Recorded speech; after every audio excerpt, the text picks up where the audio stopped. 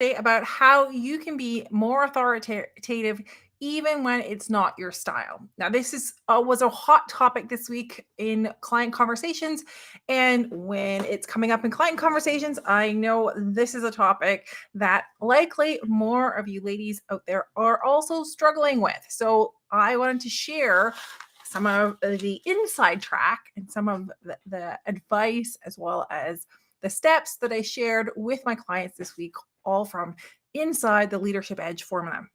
So stick around, because I'm going to share 3 common mistakes that I see my clients making, but many other women leaders doing the same thing as well as a simplified 4-step process that you can follow for the next time that you need to or want to adapt your leadership style to be more authoritative. Might need to practice that word on its own for a while. So before I get into that, I do want to let you know, if you didn't know this already, but I do complimentary 30-minute leadership audits every week. There are limited spots available each week. So if you want to grab one of those, there's only 5 spots open for next week. Then I want you to DM me Audit, and we can go through whichever challenges is that you're experiencing, or we go just look for from an actual audit perspective through a number of different topics that all have to do with leadership. And then we can evaluate from there, and I give you some strategies. So it's a fantastic opportunity for you if you're looking for some extra support, as well as I've been told by each and every one of my clients that I have a very uncanny ability to get right to the core of the problem, showing them their blind spots and the invisible roadblocks that are getting in their way within that 30 minutes. So if you want to get into a very powerful 30-minute session, then DM me Audit. Now, let's get into this topic today, because when we talk about being more authoritative, there seems to be this almost visceral reaction with a lot of women of like, ooh, no, I don't want to do that, because, hey, I don't want to be seen as being bossy, too assertive or aggressive. And so that leads to you actually not doing it at all. So when we talk about some of those mistakes, that would be the first mistake. The first mistake is you're so worried about that perception of being perceived as bossy, aggressive, maybe even dominant, that you back off, because it doesn't feel comfortable for me, and it's not something that I want to do. Now, here's the thing. Like, I had this conversation yesterday with someone who was just like, my style of leadership is I want to be collaborative. I want to be helpful. I want to be supportive. So if I need to all of a sudden, say you need to do this and this and this by then, she's like, it just doesn't feel like me. And it just feels unnatural. So I avoid it. I don't do it. And the consequence of that, though, by avoiding that step and taking that on that style, is really a perspective of that means that she ends up doing a lot more work for her team members, and they kind of just take advantage of that because, hey, you know what? She's not going to give me the pushback anyways. And you get into this situation of having a really muddled team that has lackluster results because they don't have enough guidance and enough clarity in terms of expectations and what needs to get done. And at times you have people that need to be shared how to actually do the steps as well. And if you're lacking that, you end up picking it up on your end as a leader yourself. And I've seen this happen a lot. And I've done this myself as well, being afraid to really step in and own the role, as well as being the leader, because that's what my role demanded of me. One of the perspectives that I always share with my clients is, remember that you're in a dual role. On one hand, yes, you're there to serve and be a fantastic mentor and develop the people in your team. But on the other hand, you're also there to serve the business and make sure that that continues to thrive, so that you have the space for your team to continue to develop and move forward. So the first mistake that I see is really that hesitation and not wanting to be perceived. So you just avoid it entirely. The second mistake, I already kind of rolled in with the first one, but is really doing the work for that person so that you can avoid having that conversation. is there's nothing easier than to go, oh, you know what, let me just fix that for you, or let me just come up with a solution for you, rather than telling them, okay, you know what, like, this is your responsibility, this is your job, figure it out. And then, if you need more help to weigh some options, then come back. So it's way easier. That's the second mistake. It's way easier just to do the work for that person, and then thus avoiding the actual confrontation, or there's not even that need to be a confrontation, but avoiding having that, stepping into that moment to be more authoritative. So we've got there. And the third mistake, I've got written them down, but I'm doing them in different order than I wrote them down. But the third mistake is assuming that the leadership style that you prefer for yourself, how you want to be led, is one that works well with everyone else in your team. Now, I know logically you're likely going, yeah, but Kim, I know that everyone has different styles. I know that we need to lead people in different ways. And yet I see time and time again in the conversations that I have is that that's still something that, while logically, when it comes time to actually take action or to lean into a leadership style, you will automatically lean into the one that you're most comfortable with.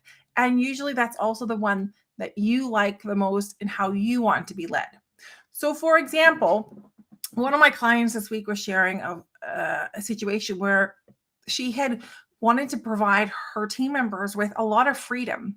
And what turns out to be is that that freedom was too much, in the sense that her team members didn't know what to do. She provided a number of suggestions of, well, these are possible actions you could take, and yet none of those actions were ever taken. And there was just a lack of clarity, and there was a missing link, which meant that the performance and the meeting of the goals of her team was just lacking. So when that happens, she was very clear of like, yeah, but I want to give them the freedom. I want them to develop. I want them to, and it was a moment of clarity of like, yeah, but this is how you want to lead. And I understand that, as well as this is how you want to be led. She wanted the freedom, to be given the freedom, I should say, to do her job and and really excel in her responsibilities. Yet in this situation, it didn't work really well with her team member, or I should say members. So what do we do then? Because, hey, it's great to know that, okay, one mistake is I don't want to be perceived in a certain way, either being bossy or arrogant or dominant. So I'm just going to continue being the nice person. The second might be, okay, yes, I'm doing the work for them, but that's evidently a mistake. And lastly, like, okay, assuming that that's a leadership style, that my leadership style is how others want to be led as well, what do I do? And I'm going to share today 4 really simple steps. And I'm pulling this out of my LeadHERship Edge formula, bringing this to you today. And these 4 simple steps, don't overestimate the simplicity. Don't overlook it because of its simplicity, because it is really effective. It is Friday afternoon here. My mind is ready for the weekend already, I can see. But let's get into the 4 steps. Now, number 1, again, I'm going to just share a step at a time. The first one is to get very clear on your own expectations and intention of what you want from each and every team member, as well as the team as a whole. Now, here's what I often see is that this is not clear. You have an expectation of wanting a specific result or a specific outcome, or maybe even just take this specific action, this certain actions, but it's not clear from your perspective, like, okay, well, what expectations does that meet? So when you get to this point is just when you're going to have a conversation where you're going to need to adjust your style a little bit, is first of all, have a very clear expectation for yourself. What do you want to get out of that conversation? Because at the end of the day, when you're changing your leadership style, when you need to step into a different type of leadership style, it does involve a conversation, and not the change doesn't involve the conversation, but the change happens within a conversation. So first, get clear on your own expectations and the intention that you have for that conversation, as well as for your team member or members that you're going to be speaking to. Number 2, remind yourself that this is business and not personal. So especially if you are finding yourself really avoiding that authoritative type of leadership style because you want to ensure that you're still liked, you're afraid that your employee engagement scores will go down if all of a sudden you become more dominant and much more directive in your asks of your team, then remember that there's a line between it being business and being personal. So what do I mean by that? When I talk about it's business and not personal, you want to ensure that you've created a really objective outcomes and actions that your team and your team members can take. So similar to, this is why the first step of getting very clear on your own expectations and intention is important, because it feeds into step 2. And in step 2, when you can get it as clear as possible and very specific. So when it needs to be, one of the things we find with authoritative is like, oh, I don't want to tell people what to do. And yet sometimes that's needed in a very specific manner. So you could be saying, for example, I need you to take these actions, reach out to these clients by this date, and otherwise. And oftentimes, here's the other aspect of this I'm going to give you, is also ensure that, remember, there should be a consequence if those actions aren't taken. And please highlight that at that point in time. It just makes the conversation much easier or much clearer, I should say, for both yourself as well as the team member that you're speaking to. The third one is don't over-explain. Here's the thing. I have found, and I have done this myself, and a lot of clients do this too, so I catch myself on this often as well, is that because you're acting in a style that isn't really familiar to you or comfortable for you, or that you're not necessarily familiar with, you tend to want to defend yourself by explaining why and explaining in great detail. Here's the thing. That is why you're explaining it. You're actually muddying up the waters even more again. So all that clarity that you created in step 1 and step 2, you've kind of you're losing because you're over explaining yourself as you in an effort to justify and to kind of still get them to feel like you're still their buddy in a sense, right? You're still trying to get into that, like, oh, well, soften it by explaining it. And once they understand the rationale behind it, then they'll see that this was necessary. You're muddying the waters. Don't over explain. Keep it very brief. Keep it very simple. When you've worked out your expectations and your intention, you know what the specific requests are that you're asking of them, then keep it to as only the key information needed to execute what you've asked for them in step 2.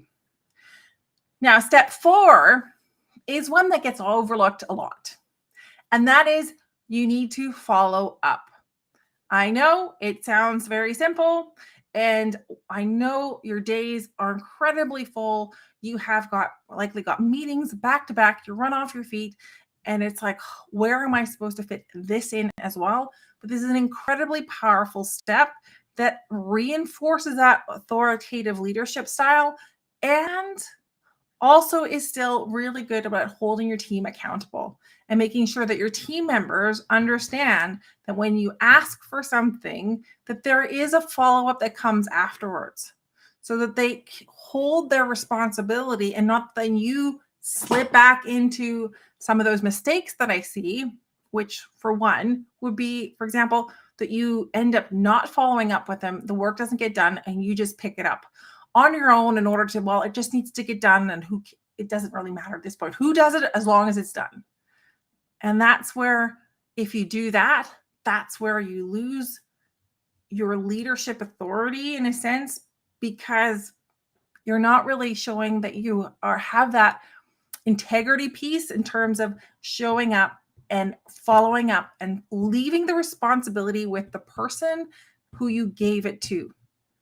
Because every time you pick it up for yourself, that person is going to keep expecting you to do the same thing. So when you've leaned into this authoritative leadership style in the moments that it needs to happen with the people that it needs to happen, remember that there is an important step that comes afterwards, which is the follow-up, ensuring that they have completed the tasks, the actions, or taken responsibility for the outcomes that you've provided to those individuals and your team members. All right.